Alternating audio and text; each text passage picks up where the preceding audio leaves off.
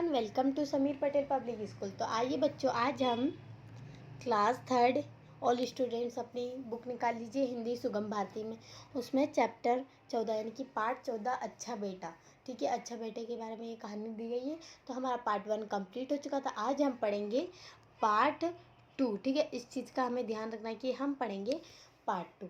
तो बच्चों, पार्ट 2 देखने से पहले पार्ट 1 ज़रूर देखिए, उसके बाद ही आपको पार्ट 2 क्लियर तरीके से समझ में आएगा। तो आइए अब हम पढ़ना स्टार्ट करते हैं हमारा पार्ट 2। अब हम थे पेज नंबर 89 पर। ठीक है, यहाँ देखेंगे हम थे क्वेश्चन नंबर 3 पर। उदाहरण के अनुसार मात्रा के स्थान पर स्वर लिखिए। अब यहाँ पर हमें उदाहरण के अनुसार मात्रा के स्थान पर स्वर लिखना है। ठीक है,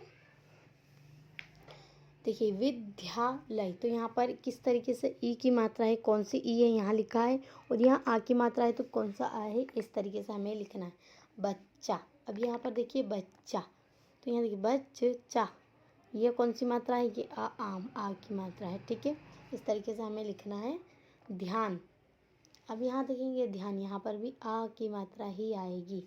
नाश्ता, तो यहाँ पर आ की मात्रा आएगी और यहाँ पर भी आ की मात्रा आएगी। ठीक है, इतना क्लियर हुआ। अब देखिए आगे आप कि यहाँ पर देखेंगे अच्छा, तो यहाँ पर कौन सी मात्रा आएगी ये आपको डिफाइन करना है, मतलब आपको क्लियर करके यहाँ पर लिखना है। ठीक है, अब हम बढ़ते हैं आगे।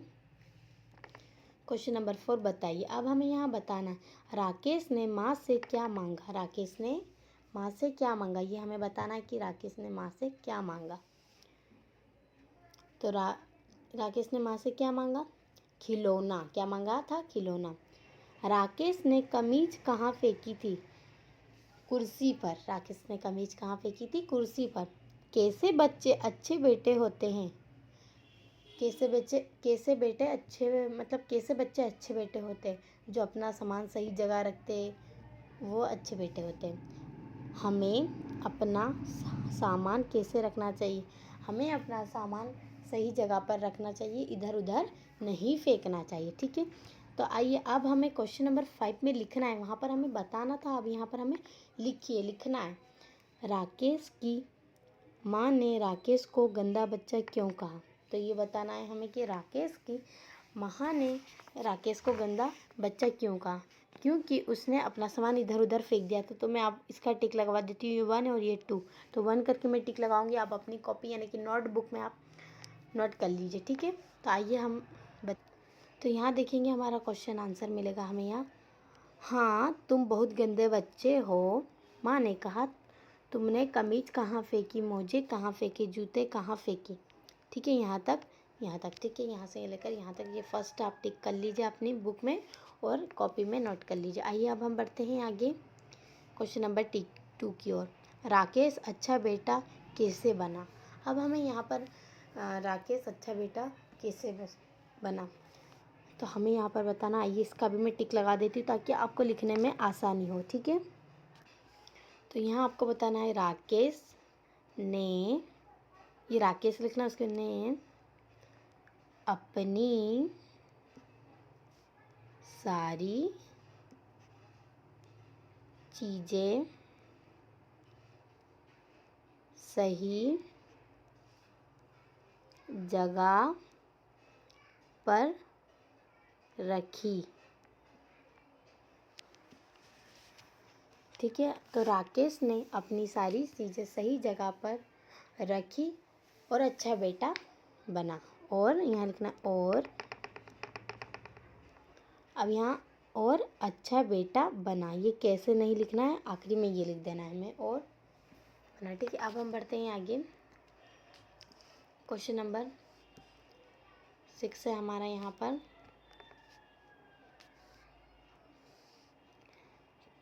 किसने किससे कहा, ये हमें यहाँ बताना है कि किसने किससे कहा। माँ, अब मैं अच्छी माँ का अच्छा बेटा हूँ ना, यहाँ लिखना है हमें। राकेश ने कहा माँ से। अब यहाँ जाओ हाथ मुँह धोकर आओ, माँ ने कहा राकेश को। ठीक है, यहाँ लिखना है आपको राकेश। क्या मैं गंदा बच्चा हूँ? राकेश ने माँ से कहा। ठीक है, क्या मैं गंदा बच्चा हूँ, ये माँ इस तरीके से आएगा। ठीक है, यहाँ पर माँ आपको लिखना है।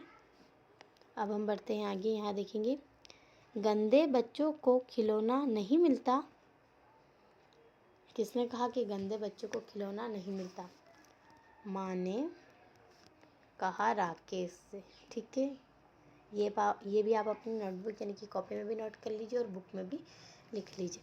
यहाँ देखेंगे हम भाषा की बात।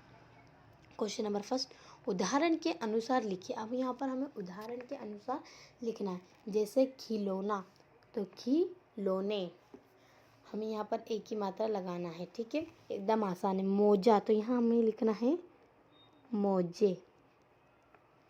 जूता, यहाँ लिखना है हमें जूते।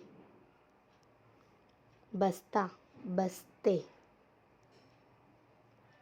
ये त है और ये एक ही मात्रा है यहाँ। ठीक है, किताब, तो यहाँ लिखना है हमें किताबें। ये यहाँ लिखना है हमें किताबें, इस तरीके से। ठीक है, यहाँ तक क्लियर हुआ?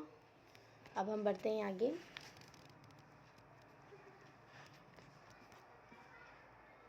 क्वेश्चन नंबर 2, दिए गए शब्दों को सही कॉलम में लिखिए। अब यहाँ पर हमें दिए गए शब्द हैं, इन्हें सही कॉलम में लिखना है। ठीक है, ये समझ में आ गया आपको?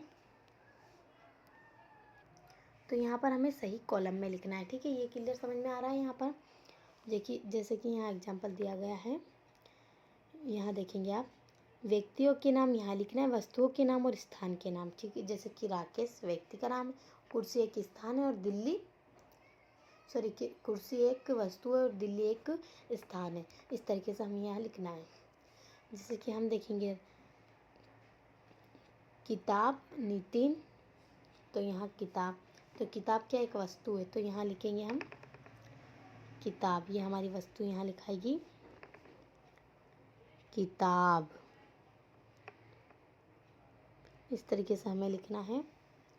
नेक्स्ट हम यहाँ देखेंगे अगला। यहाँ आपको किताब लिखना है, इतना क्लियर हुआ? अब हम आगे देखेंगे, नितिन, नितिन एक व्यक्ति है, तो यहाँ लिखना है हमें नितिन। ठीक है, ये यहाँ हमें लिखना है नितिन। अब नेक्स्ट देखेंगे लखनऊ। यहाँ देखेंगे ये लखनऊ, लखनऊ क्या एक स्थान है, तो यहाँ लिखेंगे हम लखनऊ। लखनऊ इस तरीके से है लिखना है हमें। ये यहाँ लिखा है लखनऊ, यही लिखना है हमें, बस ये लखनऊ। इस तरीके से आपको ये सारे शब्द लिखना है। जैसे कि राकेश व्यक्ति है, किताब वस्तु है, नितिन एक नाम व्यक्ति है और माँ भी एक व्यक्ति है। लखनऊ एक स्थान है, पंचमंडी एक स्थान है, कुर्सी एक वस्तु है, रुमाल एक वस्तु है, पाठशाला एक स्थान है, कंचन एक नाम है, मीना एक नाम है, घड़ी एक वस्तु है, साइकिल, साइकिल क्या है हमारी एक वस्तु है, नीटू एक नाम है और कमीज भी एक वस्तु है, बाजार एक स्थान है, इंदौर एक स्थान है और दिल्ली एक स्थान है। इस तरीके से आपको यहाँ लिखना है। ठीक है, अब हम बढ़ते हैं पेज नंबर 92 पर। यहाँ देखेंगे आप, अब करने की बारी। अब हमें यहाँ करना है। क्वेश्चन नंबर फर्स्ट, इस कहानी का अभिनय बाल सभा में करिए। अब हमें इस कहानी का बाल सभा में करना है। ठीक है, इतना क्लियर हो कि इस कहानी का अभिनय बाल सभा में करिए। अब हमें यहाँ पर जो इस कहानी के बारे में मैंने बताया वो आपको बताना है यहाँ पर। ठीक है, अब हम बढ़ते हैं आगे। क्वेश्चन नंबर 2, पढ़िए लिखिए में काम आने वाली वस्तुओं के नाम लिखिए। जो पढ़ने लिखने में काम आने वाली वस्तु का नाम लिखना है हमें यहाँ पर। तो आप यहाँ लिख सकते हैं पेन, पेंसिल, पेन पेंसिल, किताब, रबर, सॉफ्टनर। इस तरीके से आप ये सारी चीज़ें यहाँ लिख देना। ठीक है, अब हम बढ़ते हैं आगे।